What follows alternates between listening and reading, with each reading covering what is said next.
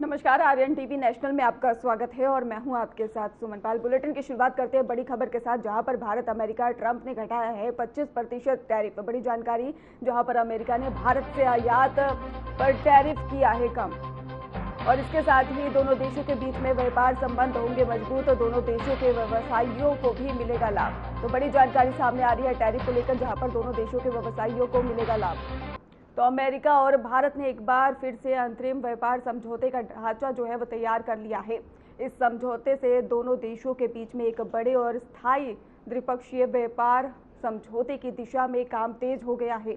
हाल ही के दिनों में टैरिफ को लेकर चल रहे तनाव के बीच ये कदम दोनों देशों के आर्थिक रिश्तों को मजबूत करने वाला माना जा रहा है। तो जानकारी के अनुसार इस फ्रेमवर्क से पहले अमेरिकी राष्ट्रपति डोनाल्ड ट्रंप ने घोषणा की थी कि अमेरिका भारतीय सामानों पर लगाए गए 25% अतिरिक्त टैरिफ को हटा रहा है। ट्रंप ने एक कार्यकारी आदेश पर ही हस्ताक्षर कर ये फैसला लागू किया है।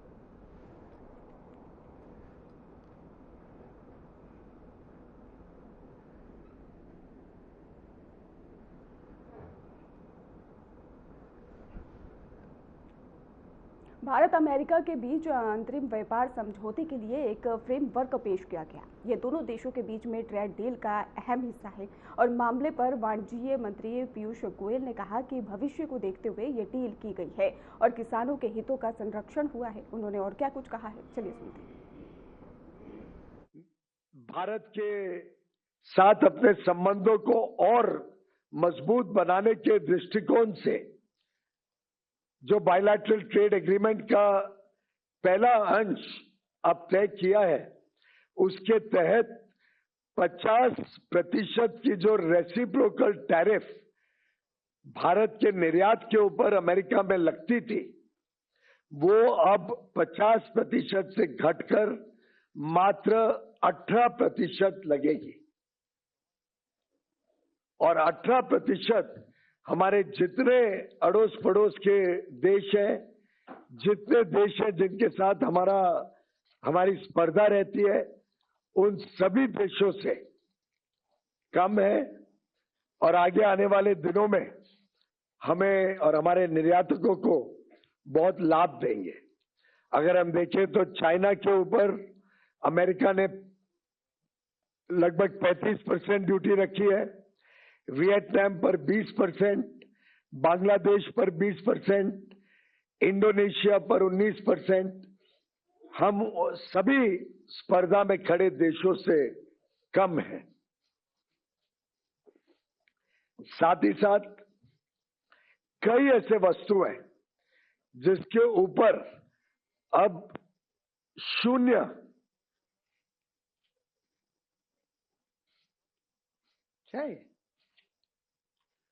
शून्य ड्यूटी लगेगी जब हमारे निर्यातक अमेरिका में, यूनाइटेड स्टेट्स ऑफ अमेरिका में सामान भेजेंगे।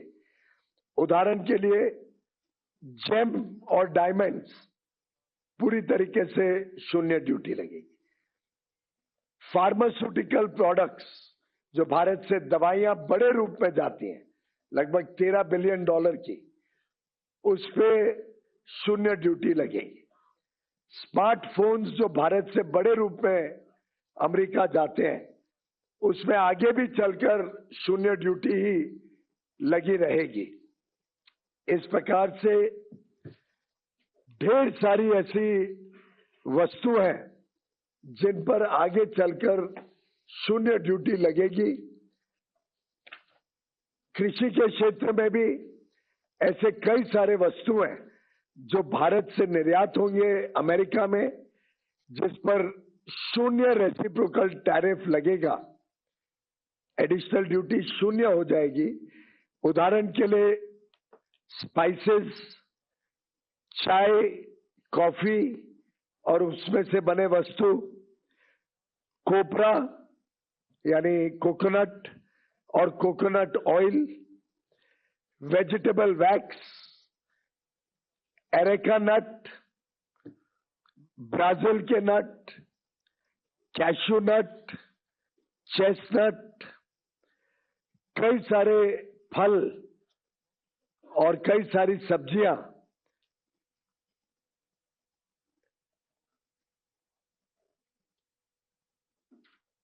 जैसे कि एवोकाडोस, बनाना, केला, गुआवा, मैंगो, आम, kiwi, papaya, pineapple, shiitake, mushroom Kashmir का, बाकी अन्य अन्य विभाग से। इसी प्रकार से वेजिटेबल प्लेटिंग का जो मटेरियल होता है, वेजिटेबल सैप, कुछ वेजिटेबल के रूट्स जैसे टैरो, बैम्ब्रा बीन्स, कुछ सीरियल्स जैसे बार्ले, कैनरी सीड्स, कुछ बेकरी के प्रोडक्ट्स, कोका और कोका से बने हुए वस्तु, sesame seeds, poppy seeds, processed food, banana pulp के शेप में, सिट्रस के जूस, गुआवा और मैंगो का पेस्ट, पाइनएप्पल का जैम। अब ये सभी वस्तुओं पर जो हमारे किसान भारत में बनाते हैं, इस पर अमेरिका में रेसिप्रोकल टैरिफ 50% से घटकर 0 हो जाएगा। 0। देश में कुछ लोग जो भारत के किसानों के विरोधी है, भारत के किसानों की चिंता नहीं करते हैं, भारत को गुमराह करने की कोशिश करते हैं, ऐसे कुछ लोगों को आज ये देख के हैरानी हो रही है कि कैसे भारत और यूएस के इस एग्रीमेंट के द्वारा कई सारे किसानी क्षेत्र के सामान पर 0 कोई लाभ भारत में इंपोर्ट करते हुए दिया गया है। कोई लाभ नहीं दिया गया, कोई रियायत नहीं दी गई है। लोग सोचते थे ना कि भाई किसानी क्षेत्र में सब खुल जाएगा। हमने कोई ऐसा काम नहीं किया है जिसमें किसी भी किसान को नुकसान हो सके।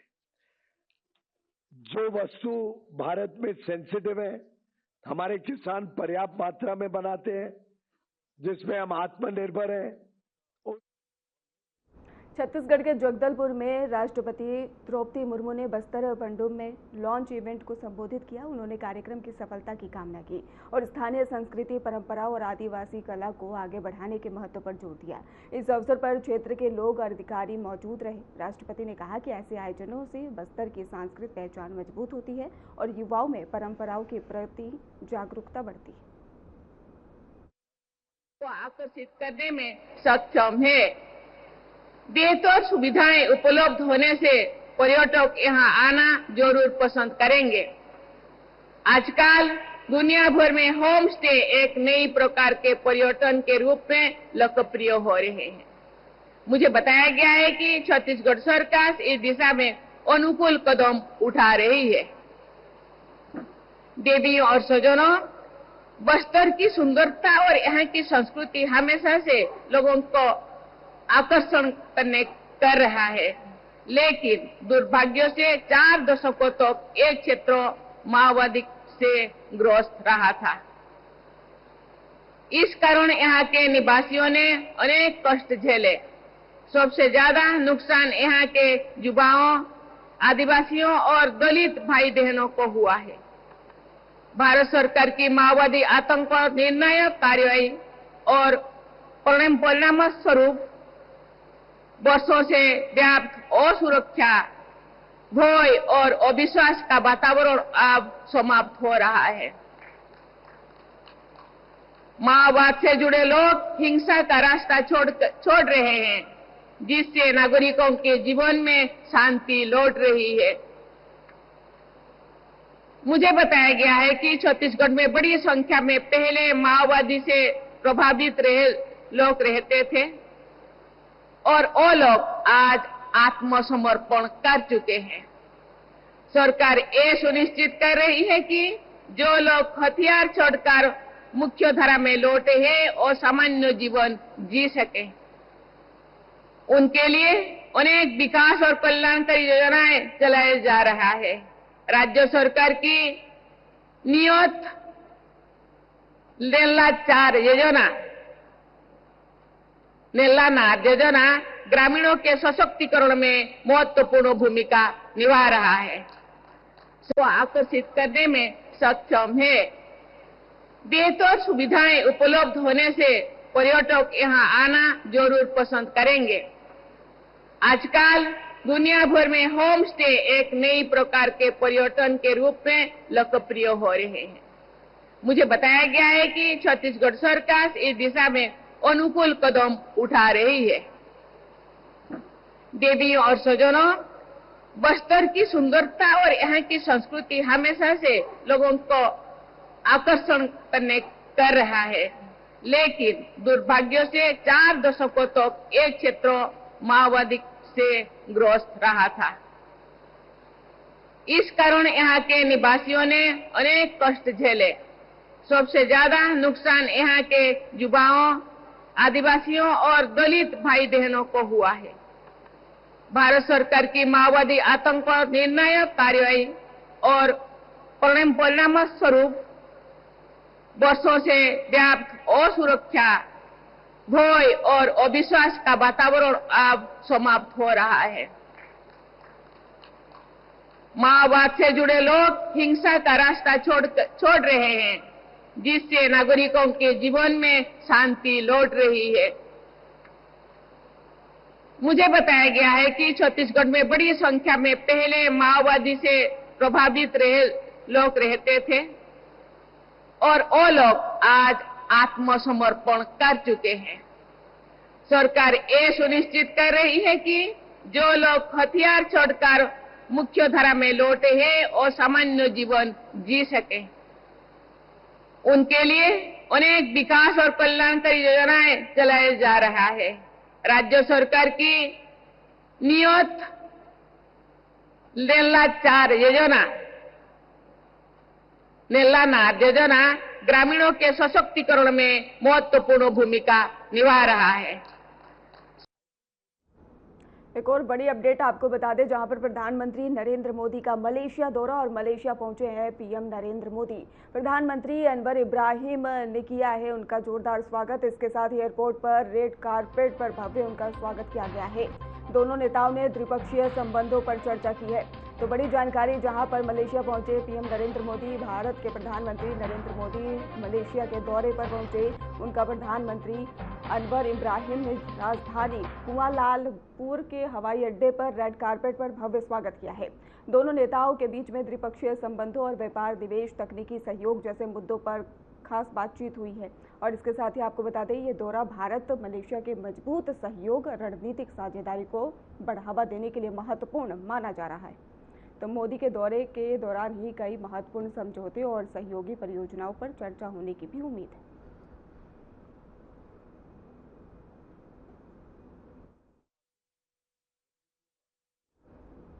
केंद्रीय गृह मंत्री अमित शाह ने अपने 3 दिवसीय दौरे के अंतिम दिन शनिवार को जम्मू कश्मीर में विकास परियोजनाओं की प्रगति की समीक्षा की और लोक भवन में एक उच्च स्तरीय बैठक की अध्यक्षता करते हुए उन्होंने केंद्र शासित प्रदेश में बुनियादी ढांचे के विकास, प्रमुख योजनाओं के कार्यान्वयन की प्रगति जानी। इसके साथ ही अधिकारियों के मुताबिक बैठक में जम्मू कश्मीर के उपराज्यपाल मनोज सिन्हा, मुख्यमंत्री उमर अब्दुल्ला, केंद्रीय गृह सचिव गोविंद मोहन और जम्मू कश्मीर के मुख्य सचिव अटल डुल्लू, डीजीपी नलिन प्रभात समेत दूसरे लोग भी शामिल हुए। तो विकास परियोजनाओं की समीक्षा की गई।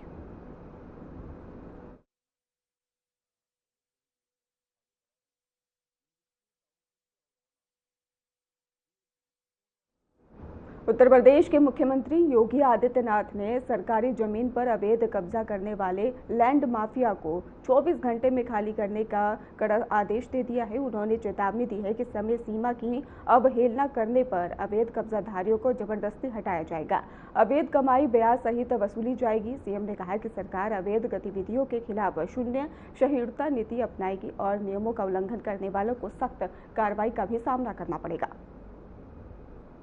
आपने देखा होगा, फैक्ट्री से लेकर फार्मेसी तक एक सीमलेस सप्लाई चेन नेटवर्क भी उत्तर प्रदेश के अंदर हम लोगों ने इस दौरान विकसित की है। और इन सभी कार्यों को देखते हुए एक बेहतरीन लैंड बैंक हमारे पास मौजूद है। आप आश्चर्य करेंगे, देखिए अभी हम लोग केवल ललितपुर से ही सटे हुए झांसी जनपद में बुंदेलखंड झांसी झांसी बुंदेलखंड रीजन में हम लोगों के पास हम बीडा नाम का एक नया इंडस्ट्रियल जोन विकसित कर रहे हैं, एक नई सिटी विकसित कर रहे हैं और इसमें एक साथ 56,000 एकड़ लैंड में ये बीडा विकसित की जा रही है। हमारे पास पहले से ही 25,000 एकड़ का लैंड बैंक पहले से मौजूद था। 2017 में जब हम लोग आए थे, उत्तर प्रदेश के अंदर कहीं लैंड ढूंढते हुए नहीं बनती थी, कोई लैंड नहीं मिल पाती थी, क्योंकि लैंड पर लैंड माफिया ने कब्जा कर रखा था। हमने भू माफिया टास्क फोर्स गठित की और मैंने कहा भाई 24 घंटे का समय दे रहा हूं, उत्तर प्रदेश के अंदर जिस भी सरकारी भूमि पर किसी भूमाफिया ने कब्जा किया है उसको तत्काल छोड़ दें। 24 घंटे के बाद जब हम कार्रवाई करेंगे तो उसको जमीन तो छोड़नी ही पड़ेगी, लेकिन साथ साथ उसने जो कमाई की होगी उसको ब्याज सहित हम वसूली करेंगे। आप आश्चर्य करेंगे, 65,000 एकड़ लैंड हमारी खाली हुई थी, 65,000 एकड़ लैंड, और वो हमारा लैंड बैंक बना था। उस लैंड बैंक में हमने निवेश भी करवाए और आज हमारे पास, आपने नोएडा, ग्रेटर नोएडा को देखा होगा, ये जितने भी हमारी अथॉरिटी हैं, ये कुल हम लोगों ने इसको 46 वर्ष में विकसित किया 34,000 एकड़ लैंड में, और हम बीडा को विकसित कर रहे हैं 56,000 एकड़ लैंड में, और वह भी अगले 2 वर्ष के अंदर वहां निवेश होने प्रारंभ हो जाएंगे। लैंड आवंटन हमने शुरू कर दिया, कनेक्टिविटी हमने प्रारंभ कर दी, वहां एयरपोर्ट की भी सुविधा हम देने जा रहे हैं, सारी सुविधाएं उपलब्ध करवाएंगे, सब कुछ उपलब्ध कराएंगे। और इतना अच्छा जल संसाधन आपको कहीं नहीं मिलेगा, इतनी अच्छी कनेक्टिविटी, इतना अच्छा लॉजिस्टिक की स्थिति, अन्य सभी प्रकार की सुविधाएं ये मिलना अत्यंत कठिन होगा। जो रॉ मटेरियल के स्रोत भी सप्लाई चेन, मार्केट और वैल्यू चेन के साथ आज यहां पे स्किल है, साइंस एंड स्टार्टअप्स का त्रिवेणी भी आज यूपी के अंदर है। मैंने आपको बताया ना कि आईआईटी कानपुर में हमारा एक मिडटेक का और एसजीपीजीआई लखनऊ में हम सेंटर ऑफ एक्सीलेंस इस दिशा से विकसित करने जा रहे हैं।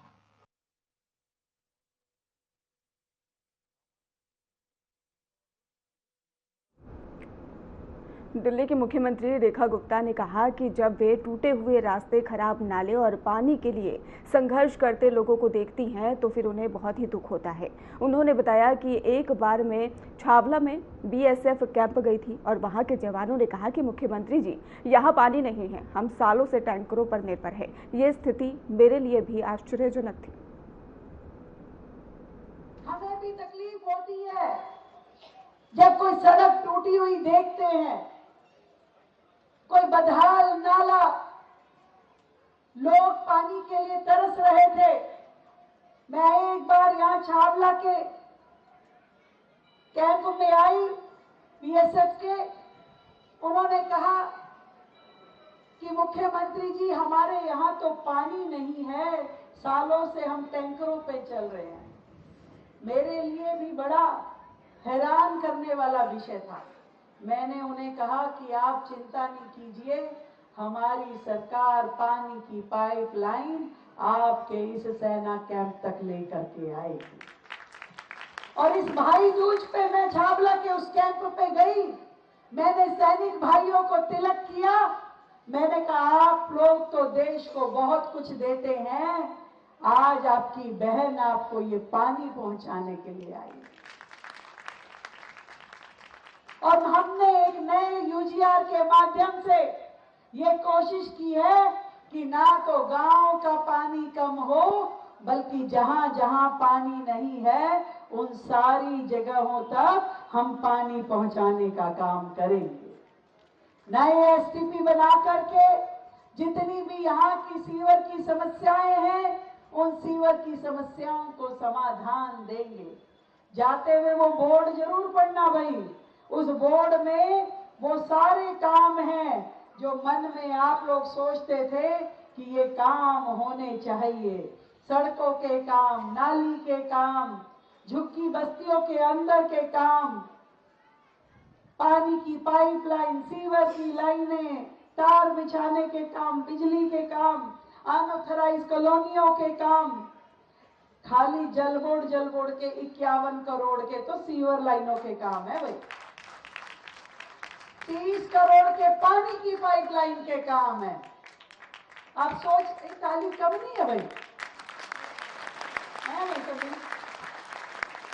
400 करोड़ का बजट ले गया, ताली धीरे धीरे बज रही है।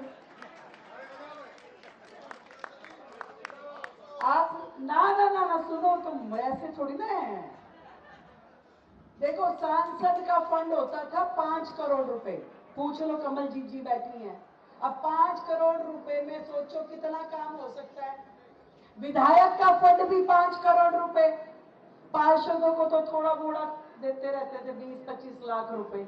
अब सोचो अगर दोनों का फंड, अगर कमलजीत जी पूरी की पूरी अपनी लोकसभा का फंड मटियाला में भी लगा देती और पूरा संदीप शेरावत भी लगा देता, पार्षद भी लगा देते, तो भी 10-11 करोड़ से ज्यादा काम नहीं हो पाता।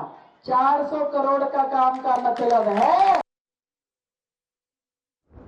टनकपुर में आयोजित शारदा कॉरिडोर शिलान्यास और माघ खिचड़ी कार्यक्रम में उत्तराखंड के मुख्यमंत्री पुष्कर सिंह धामी ने भाग लिया और उपस्थित जनसमूह को संबोधित किया। इस अवसर पर ही उन्होंने कहा कि शारदा कॉरिडोर का निर्माण क्षेत्र के धार्मिक, पर्यटन और स्थानीय विकास को नई दिशा देगा, जिससे कि रोजगार के अवसर भी बढ़ेंगे। मुख्यमंत्री ने कहा कि धार्मिक और सांस्कृतिक स्थलों के विकास से न केवल श्रद्धालुओं को बेहतर सुविधाएं मिलेंगी, बल्कि स्थानीय अर्थव्यवस्था भी मजबूत होगी।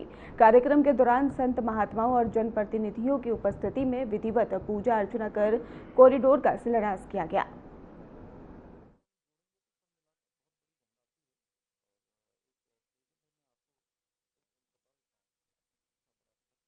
देवभूमि उत्तराखंड के सांस्कृतिक मूल्यों को, मूल स्वरूप को बनाए रखने के लिए हमारी सरकार ने जबरन धर्मांतरण के खिलाफ कठोर कानून लागू किया। वहीं प्रदेश में लैंड जिहाद, लव जिहाद और थूक जिहाद के खिलाफ भी हम कड़ी कार्रवाई कर रहे हैं। लेकिन हमारे उन्हीं मित्रों का, जिनका मैं, आप समझ गए होंगे, हमारे उन्हीं मित्रों का, दिलीप दा नाम लूं है, जो महात्मा गांधी ने कहा था कि पूरा भारत एक दिन जो है इनसे मुक्त हो जाएगा, फिर मैंने नाम नहीं लिया।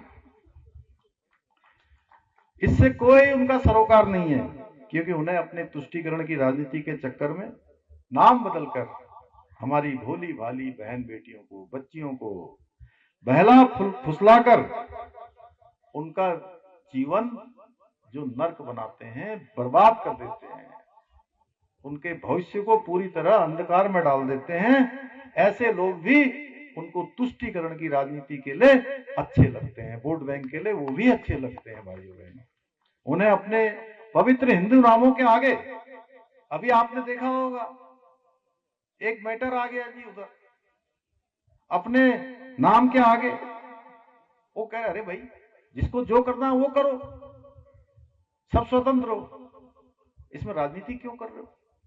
कह रहे हैं नाम के आगे मोहम्मद लगा दो भैया, अच्छे लगते हैं, ये क्या बात?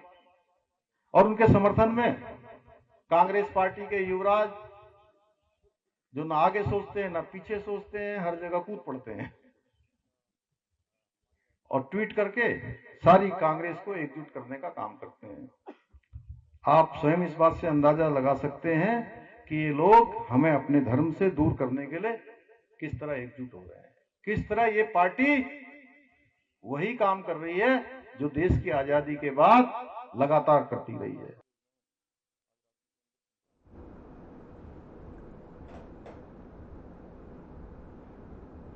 फिलहाल खास बुलेटिन में बस इतना ही। आप देखते रहिए RNTV नेशनल।